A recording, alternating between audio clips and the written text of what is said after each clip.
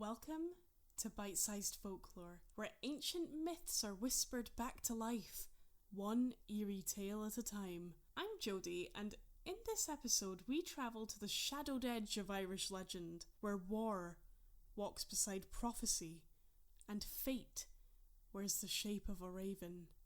This is the story of the Morrigan, the Phantom Queen, the War Crow, the Woman in the Mist.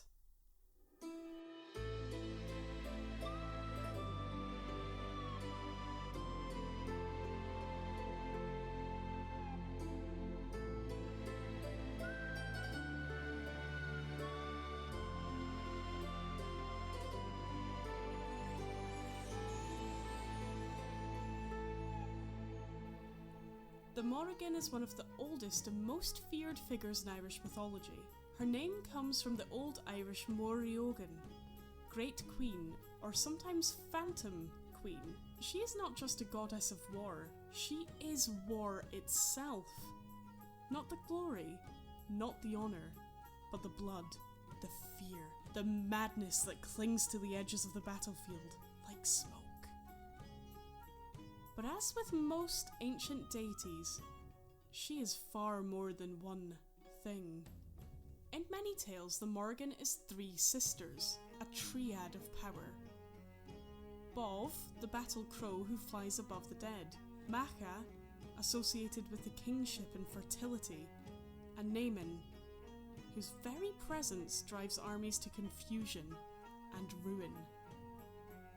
In some tellings, these are separate beings. In others, they are faces of the same goddess, shifting like a storm in the sky. The Morrigan is a shapeshifter. She becomes a woman, a wolf, a cow, an eel, a raven.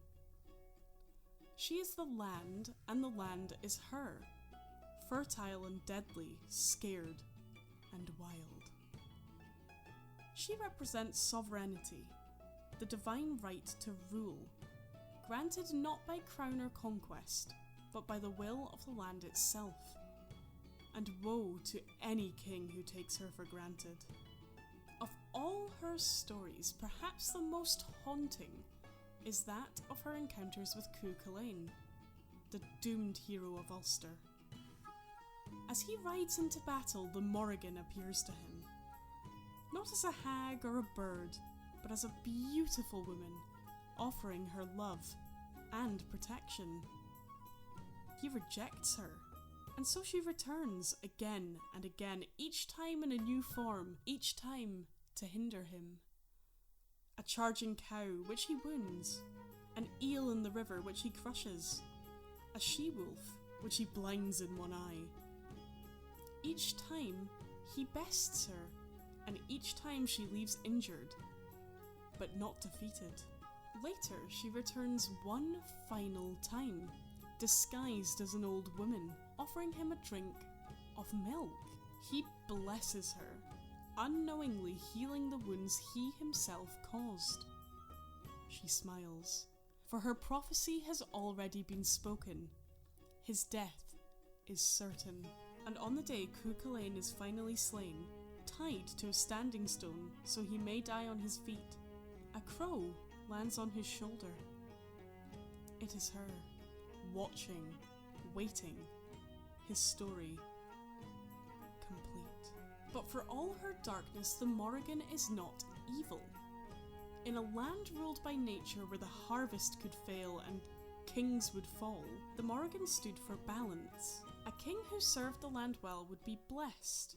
A king who failed in his duties, who ruled with cruelty, arrogance, or greed, would find the Morrigan waiting for him. And she would not be kind. She is the test of a rightful ruler.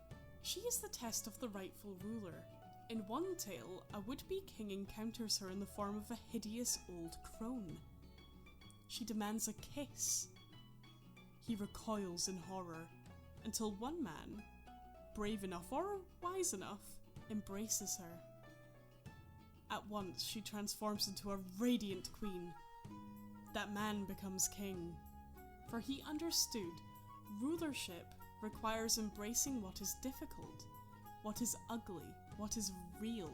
Even today, the Morrigan has not faded entirely into myth. Some say she still lingers on the edges of battlefields. She's seen before tragic accidents, her shadow passing over a soldier's tent, or a bird circling above before the storm. In modern paganism and Celtic spirituality, she is revered as a goddess of transformation and protection, of fierce feminine power. But she is not to be invoked lightly. The Morrigan demands truth. She does not coddle. She reveals what is coming whether you wish to see it or not. She is death and rebirth, ruin and renewal.